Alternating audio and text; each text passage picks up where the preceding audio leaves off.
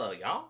My name is Jordan Leroy Hansen, also known as Ledev, and welcome to the Brewing Labs. For this show, we're actually going to not talk about a deck this moment, but actually going to talk about mostly some fun, excitement, and talk about some cards that you might want to consider with Ikoria coming around the corner.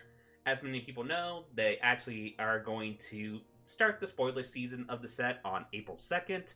They're going to have kind of like the big reveal trailer, start a little bit of spoilers here and there. I'm really excited for the set. I can't wait to see what behemoths and monsters are going to be out and about. Plus, I have a really good close friend who is an absolute kaiju nerd, and I feel like this set was just made from him just from seeing the basic overall theme that they showed off, at least from teasers and all that stuff. Nevertheless, what I wanted to do for this video is I actually wanted to go over a few cards that I actually have a list of right here. Let me get that. You might notice a little audio glitch there. I apologize in advance. Anyway, I'm going to go through some cards that I think you want to keep an eye out on, mostly when doing your brewing and speculating when you look at the spoilers for Ikoria. Now, I'm going to have a few disclaimers. One, if you're restricted on wildcard budget, I would not recommend crafting these cards. I would say if you have them in your collection, that's lovely, give them a shot, but I would not say craft these cards, per se. I want to say, save your wild cards, a new set's coming out, there's going to be some fun new cards you probably want to toy with in the new set. These are just cards that I think that if you have in your collection and you haven't really played with them yet, I would say when Ikoria comes out, it's something to give a shot at. Besides that, a disclaimer, this is also just pure speculation. We really don't know anything other than a few little details that they spoiled about the set, about little things like, oh, there's going to be the mutate mechanic, like there's a nightmare squirrel, which I'm excited about, and other little details here and there. You can pretty much find on the web and such, but we don't have really anything concrete. So this is more just me speculating based off the theme, which apparently the theme is at the moment, make your own monster, big monsters ahoy. So, with that being said, let's get on to the list. Now, my honorary mention, I feel like I should get the no-brainer out of the way. Yes, if you're playing Simic, yes, you probably want to play Simic if you're playing with Ikoria, because we're going to have big monsters, so it's probably good to keep all your ramp options in mind, and also those coming in the set. This is your no-brainers, this is your growth spirals, your RBO grazers, your hydroid crisis, etc., etc., etc. Now, obviously, if you're playing blue-green ramp, you're either playing Bant ramp at the moment or Sultai ramp, so I think I don't have to say that if we're going into a set where there's going to be a lot of big, scary monsters, it's better to get our mana out quick to get those big monsters out, and usually the best ramp, at least package at the current moment, is pretty much green Simic, with also the combination of card that jokingly, I am still surprised hasn't got banned yet. Well, I'm sort of not surprised since we have actually more efficient Planeswalker removal, and I figure we're going to have a lot more better creatures to help deal with Nissa, but it is definitely going to be a card that's going to help you with your ramping shenanigans. But actually now onto the list. On number 10, one of the Planeswalkers that are going to be featured in the set is actually Vivienne, and I love Vivienne as a character. I did love reading the stories and such, but it's safe to say I think Vivienne is definitely a card that we already have in Standard that you want to keep an eye out on. Specifically, the one I want to point at is Vivienne, Champion of the Wilds. This card is just really good. Like, it's an all-star in Commander, but I think it's also going to be a pretty nifty card to keep in mind with Constructed, this upcoming Ikoria set. Because chances are you're going to be playing with a lot of creatures. And the factor that this static ability on Vivienne makes our creatures have flash, very powerful ability. The ability to get a really significant tempo advantage with the flash aspect is nothing to underestimate. Plus, the +1 is very relevant to help us tutor. Well, the +1 specifically helps us make our creatures a lot better and help us defend against flyers specifically. But its -2 is probably the most powerful ability of the card. Just being able to look at the top 3 cards of our deck, get a specific creature card, hide it, and just tutor for a creature out of our deck, sort of, semi-tutor. It's like, look at the top 3, hopefully get a creature, and then just hit it and such. Just the ability to be able to get more creatures out of your deck and have the flash speed makes Vivienne a perfect card for Ikoria. Champion of the Wilds, I also would be remiss not to talk about Vivienne Arcbow Ranger. This one's going to be really good, especially if we get any like hate bears or any good tool-based creatures that will be more relevant in the sideboard. Because the -5 might actually be very relevant with this card if we get some really powerful late game beasts. I could even see kind of like how some people play with Fae of Wishes and such, how they more play kind of like a mid-range game that can go to late game, and then they use Vivienne or Fae of Wishes to actually get their late game. In this case, if you're having late game creature bombs, you don't want to get hated out by hand hate specifically, you can use Vivienne then to tutor out your late game bomb and then play the bomb and such. Plus, besides even the tutor aspect of it, Vivienne's also just a very powerful card because the +1 and -3 are absurd. Though, I'm kind of a little cautious on this one because the free green pip is very, very heavy green costed. Like, if you're playing a primary green deck, no sweat about that. Or if you're playing, like, Fires of Invention or shenanigans like that. But it's something to keep an eye out. So I would say both Viviennes, along with probably the new Vivienne we're getting from the set, but we will wait and see on that. Nevertheless, Vivienne Champion of the Wilds, as well as Vivienne Arcbow Ranger, is my number 10. Now, my number 9 is actually a card that is very well familiar with behemoths and monsters aplenty. Kiora, or, wow, did I say that wrong? Kiora, Behemoth Beckner. 2 and a hybrid, green and a blue for a 7 loyalty planeswalker, which still that's ridiculously high, with a static ability that whenever a creature with power 4 or greater enters the battlefield under your control, draw a card. Very powerful ability, especially if you're playing big creature monsters galore. But also, what's more relevant is the -1, untap target permanent. I feel like we're going to get some really good, potentially good creatures, or maybe permanents that can give our creatures relevant abilities and such, or help fuel the mutate mechanic or some shtick like that.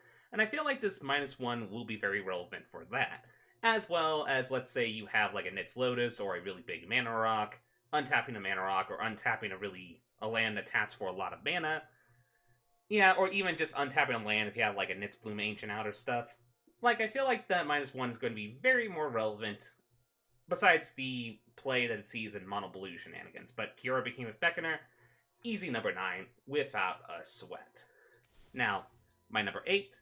This one is also a way to help get our creatures out early, and I think it's actually a really powerful card that you don't really see much play other than like in Historic with the Dino decks for, well, obvious reasons. Marauding Raptor. 1 in a red for a 2/3. Creature spells you cast cost 1 less to cast, and then has whenever it enters the battlefield, it will deal 2 damage to it, but if it's a dinosaur dealt damage this way, it gets a power boost. Honestly, this is just a really good card to help mid-range decks that are not going to be green. Like, if you're not playing red-green, let's say you're playing like red-black or red-white, big things and such. I feel like Marauding Raptor, the ability to play this on turn 2 and then make like a free cost creature permanent that costs less, or even get a 4 mana cost creature out earlier, is something to keep in mind. This one is kind of a no-brainer recommendation. Plus, also, it has been confirmed that there are dinosaurs. At least we're going to get some dinosaur cards, specifically in the Commander products, maybe also in the Standard set. So, yeah, maybe the second part of Marauding Raptor might actually be a lot more relevant than we first perceived. So, Marauding Raptor is my number 8. And also, hey, if you have your dinosaurs and your monsters and behemoths, it's nice to have your little dinosaurs to help get the big dinosaurs out. Also, number 7, this one is actually a group of cards, but it's something to keep in mind. Any card that pretty much says proliferate. I'm talking about your Flux Channelers, your Pollenbright Druids, your Evolution Sages, Grateful Apparitions, if you're playing Historic, Inexorable Tide, Bloom Hulk. The list can go on and on and on. Heck, even Huatli's Raptor, which is a nice dinosaur too, or even like playing White Celebration and such. I'd say because we are going to be a set that sounds like there's going to be 13 counters in it. 13 if we're including Planeswalker counters as well. So I feel like Proliferate has a chance, keyword is a chance, to actually be a pretty relevant mechanic. However, there is speculation that Mutate is more of a mechanic of counters to give creatures abilities like flying, trample, etc., keyword abilities and such. And if that's the case, then maybe the Proliferate will not be as strong as perceived originally. But if we have any like powerful counters or such that can provide powerful abilities to our creatures and getting them out quicker is something that is a game plan, then proliferate on any of these cards is something to keep an eye out on. I'm just saying. Now, that is pretty much number 7. Number 6. This is a personal favorite card of mine, but I do think it's going to be a more relevant card. Fritz the Sudden Storm. Free blue for a 4/5 legendary creature elemental giant that has flash and flying, and spells you cast with converted mana cost 5 or greater, cost 1 less to cast, and can't be countered. I feel like with Ikoria, we're going to have a lot of big creatures. They're going to probably have high mana costs, so it's really a good idea with those really, really high cost creatures to essentially be able to make sure they don't get countered. There's going to be a card that's later down on the list, or actually I'm going to put them both on the list for this part. Pretty much Fritz, as well as the green variation of this card, Destiny Spinner. We also have a variety of that, but Destiny Spinner pretty much makes it where our creatures and enchantment spells specifically can't be countered, but anything that can help us against counter magic, because I do feel like one deck you will see in the meta that people will try is the control decks, the Azorius control, Esper control, etc.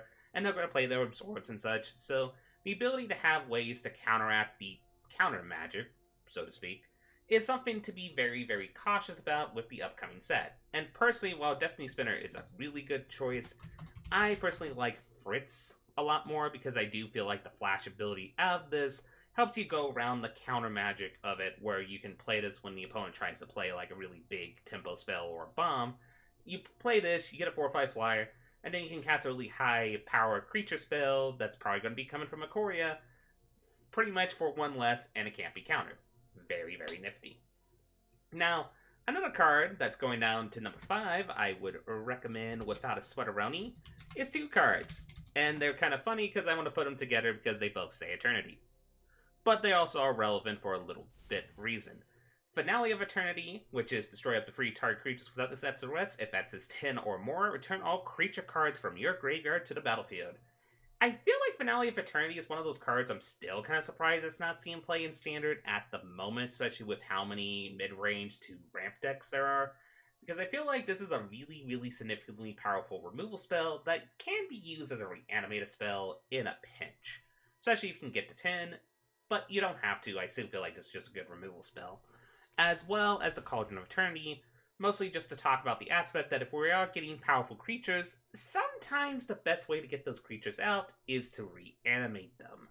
And Cauldron of Eternity, if we get into kind of like a self-mill, fill up our graveyard, get this out early, and then reanimate some really high powerful creatures, I do think that's a strategy to keep your brain on regarding to Ikoria coming out.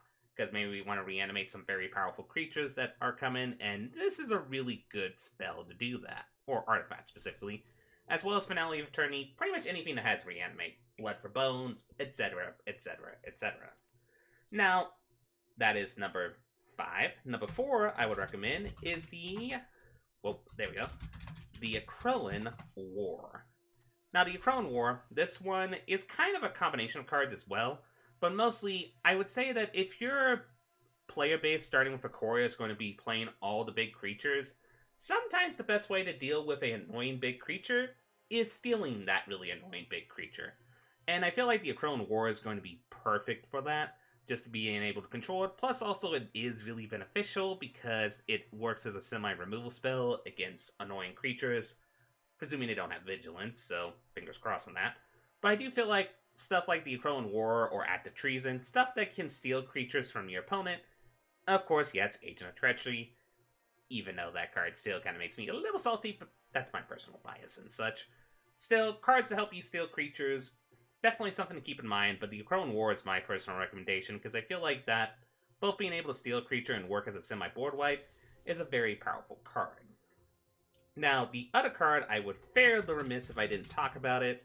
We're not going to talk about the Hydroid Krasis, we are not even talking about Voracious Hydra, we're not even talking about Perukanos. We are talking about the biggest Hydra themselves, Gargo's Vicious Watcher.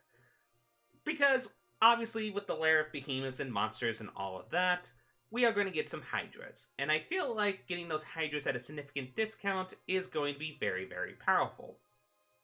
Also, one ability that I think people are going to underestimate is the second ability. Whenever creature control becomes the target of a spell, Gargoyles fight something. So I feel like with the mutate mechanic potentially, or with whatever it's going to be, I feel like there are going to be targeted spells that help mutate and such. And if that is the case, then Gargoyles become significantly very powerful because, well, hey, it can fight something, and if it gets, like, say, let's say you have a mutate spell that can give a creature, say, lifelink or something like that, then Gargoyles gets lifelink and then fights something and then gets life. Or maybe give it, like, menace and such. I could, like, go on with all the possibilities if mutate is what people have been speculating on. Plus, also, making a Hydro... Blah. Sorry, I'm thinking Hydroid Crisis, even though I said Simic Ramp already in the honorary mention. But yeah, pretty much any big Hydras will get very beneficial with Vicious Washer, so if you see any Hydras coming from the new Ikoria set, keep your eye on Gargoyles. Also keep an eye on them for the potential of the mutate mechanic, especially if we have any instant sorcery spells that can target our old friend Gargoyles here. And then another card that I would like to recommend is kind of a no-brainer as well, but let's go back to the Planeswalkers and let's go to Dominly and Narcopolis. This one also is kind of go on the same theme that it gives us the ability for our creature spells that can't be countered, but also it failed to remiss the -2 is also very powerful as well with this. Being able to fight something is very good ability, especially if we're going to get a lot of big creatures. The best removal in like big creature-oriented deck designs are fight spells, and the fact that this is a consistent fight spell is something to keep in mind. As well as the little positive buff for getting +1 attack does not hurt either, especially since it makes your little Arboreal Grazers into 1 freeze, which is really, really nice. Plus, the factor that the mana generation dork aspect of it helps us to make our creature spells can't be countered. Awesome. And then that's number 2. So what is my number 1 kind of mid-jibble list of cards to keep an eye out for with Ikoria? Well, this one is one I always say to keep an eye out with the Pharaohs, but I'm still going to say it again. Keep an eye on Shadowspear. 1-cost artifact, and yes, I kind of made the pun there of, hey, number 1 is the 1-cost artifact. Yee!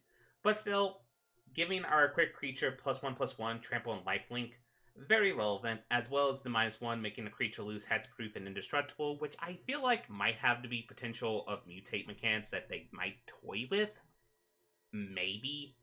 But if they do toy with that concept with the mutate mechanics being like mutate can give a creature hexproof or indestructible, Shadowspear is going to be a really perfect tech card to help go against that. Plus, giving like a really big monster +1/+1 trample and lifelink, nothing to underestimate. So nevertheless, number 1 is the Shadow of the Spear. And that is the cards I would say to keep an eye out on for the upcoming Ikoria set. Now, like I said, pure speculation.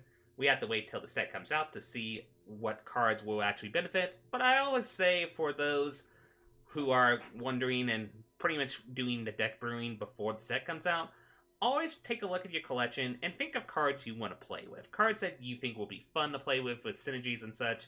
And look at little spoilers to see if the cards synergize with cards that you like to see. Nevertheless, I hope you all enjoyed this video. If you did, please like and subscribe.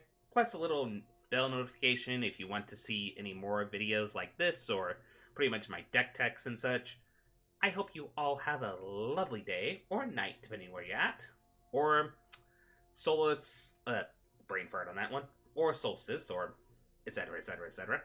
Nevertheless, my name is Jordan Leroy Hansen, also known as LevDev, signing out.